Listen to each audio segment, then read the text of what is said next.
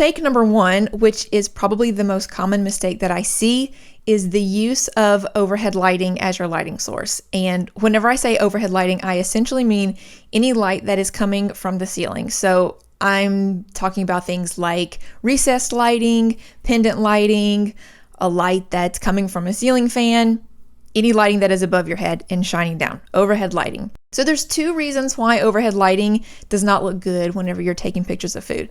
One is if you're trying to do a flat lay, you're trying to do an overhead shot, which I'll explain a little bit more about that in a minute. But if you have your phone and the food is beneath you and the lighting is above you and it's shining down, what's going to happen is there's going to be a shadow of your hand and the phone on your food. And nobody wants that. You don't want a shadow of your phone on your food.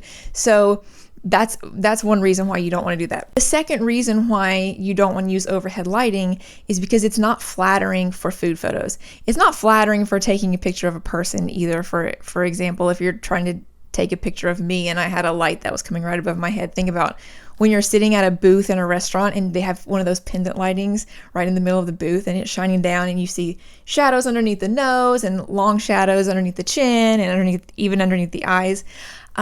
It's not flattering for a person for there to be overhead lighting. But if you're using overhead lighting on food, it's not emphasizing the color, and it's certainly not emphasizing the texture if the light is coming straight down. It's making that image really flat. So those are the two big reasons why you don't want to be using overhead lighting for your food photos.